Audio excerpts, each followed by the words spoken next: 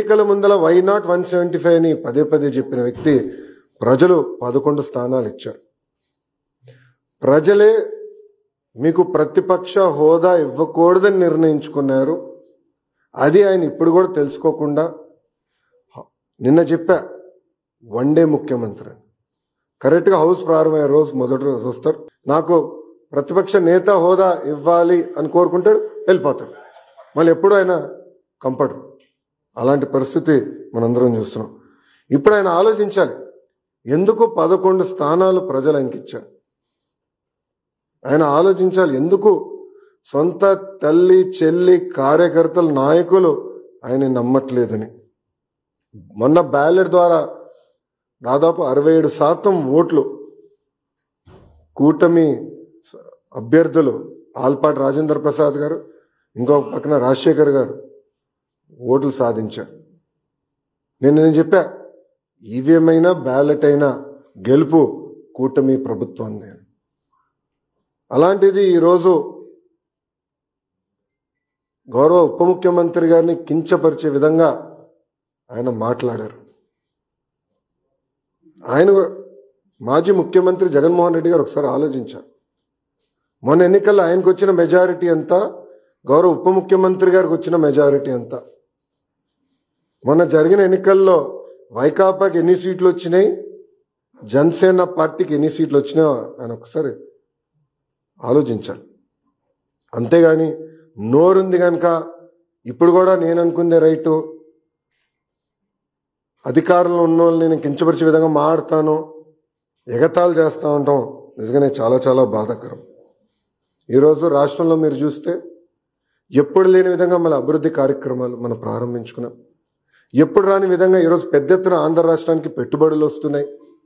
మీరు చూసారు, ఒక టీసీఎస్ కానీ, ఆర్సిలర్ మిత్తల్ కానివ్వండి, ఎన్టీపీసీ గ్రీన్ కానివ్వండి, రిలయన్స్ సిబిజీ ప్రాజెక్టులు కానివ్వండి, ఇట్లా అనేక పెట్టుబడులు ఎప్పుడు రాని విధంగా మన రాష్ట్రానికి వస్తున్నాయి. గత ప్రభుత్వం కనీసం గుంటలు కూడా పూడ్చలేదు, ఆ గుంటలు పూడ్చే కార్యక్రమం కూడా మేము తీసుకుంటున్నాం. అంతేకాకుండా ఎప్పుడు జరిగిన విధంగా సంక్షేమం కూడా మేము చేస్తున్నాం. ప్రజలందరూ ఒక విషయం గమనించాలి, 2014లో పెన్షన్ 200 రూపాయలు, చాలని పెన్షన్ని 2000 రూపాయలు మేము చేశాం. 5 సంవత్సరాలు 2000 చేశాం. గత ప్రభుత్వం 1000 రూపాయలు పెంచేదానికి 5 సంవత్సరాలు తీసుకుంటే మొదటి నెలలో మేము అదే పెన్షన్ ఇంకో 1000 రూపాయలు మేము పెంచాం. వికలాంగులకి 6000 రూపాయలు ఇస్తున్నాం. బెడ్కి పరిమితమైన వాళ్ళకి నెలకి 15,000 రూపాయలు ఈరోజు కూటమి ప్రభుత్వం అందజేస్తుంది. ఇంకో పక్కన అన్న క్యాంటీన్, గత ప్రభుత్వం అన్న క్యాంటీన్ మూసేస్తే మన ప్రభుత్వం ఏర్పడిందంటే 198 అన్న క్యాంటీన్లు తిరిగి ప్రారంభించాం. ఎవ్వరు ఊహించిన విధంగా 1 కోటి గ్యాస్ సిలిండర్లు ఈరోజు కూటమి ప్రభుత్వం ఉచితంగా అందజేసింది. ఇంకా ఇసుక కూడా మీరు చూశారు, కేవలం లోడింగ్ ఛార్జీలు, ట్రాన్స్పోర్టేషన్ ఛార్జీలు తప్ప ఇసుకను కూడా మనం ఫ్రీ చేసాం.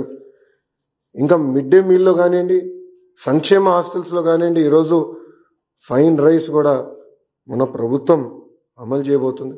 ఇంకా మే నెలలో తల్లికి వందనం కార్యక్రమం కానివ్వండి, అన్నదాత సుఖీభావ కార్యక్రమం కూడా అమలు చేయబోతున్నాం. 5 సంవత్సరాలు వాళ్ళు ఒక్క డిఎస్సి వేయలేదండి. అసలు డిఎస్సి పైన మాట్లాడే అర్హత మీకు ఎవరిచ్చారండి? నిరుద్యోగులు మా పైన బాధ్యత పెట్టారు. మొన్న జరిగిన గ్రాడ్యుయేట్ ఎన్నికల ఫలితాల తర్వాత బాధ్యత మాకు పెరిగింది. అందుకే మేము చాలా స్పష్టంగా చెప్పా, 1 మ్యాన్ కమిషన్ రిపోర్ట్ వచ్చిన వెంటనే డిఎస్సి ప్రక్రియ ప్రారంభిస్తాం. ఇప్పటికీ టెట్ పూర్తి చేశామని చెప్పి అది కూడా ఈ నెలలోనే చేస్తామని కూడా నేను నిరుద్యోగులకు హామీ ఇచ్చాను. సో ఇట్లా ఇచ్చిన ప్రతి హామీ మేము ఒక పద్ధతి ప్రకారం నిలబెట్టుకుంటుంది కూటమి ప్రభుత్వం. ఇప్పుడన్నా జగన్మోహన్ రెడ్డి గారు వాస్తవాలు తెలుసుకుని ఎందుకు ఆయనకు 11 సీట్లు వచ్చినాయి, కార్యకర్తల దగ్గరికి వెళ్ళి గతంలో ఆయన చేసిన తప్పులు తెలుసుకుంటే బాగుంటుందని ఈ సభాముఖం ఆయన తెలుపుకుంటూ, దయచేసి గౌరవ ఉప ముఖ్యమంత్రి గారి గురించి కానివ్వండి, గౌరవ ముఖ్యమంత్రి గారి గురించి ఆలోచించి మాట్లాడమని నేను కోరుతున్నాను. ఈరోజు ప్రజలు వాళ్ళని గెలిపించారు. ఎవరికి రాని మెజారిటీలతో వాళ్ళు గెలిచి ఒక ముఖ్యమంత్రిగా ఉప ముఖ్యమంత్రిగా ఉన్నారు. వాళ్ళని కించపరిచే విధంగా మటుకు మాడితే మేము సహించాం. చాలా ఫర్మ్గా మేము కూడా మాడతాం. మేము మిమ్మల్ని వదిలిపెట్టే ప్రసక్తే ఉండదు. గౌరవం అనేది ఇచ్చిపుచ్చుకోవాలి తప్ప ఏదంటే అది వాగితే మటుకు ప్రభుత్వం ఇక్కడ ఏదో కూర్చుని మేము వింటామనుకుంటే చాలా పొరపాటు పడతారని ఆయన కూడా తెలియజేస్తూ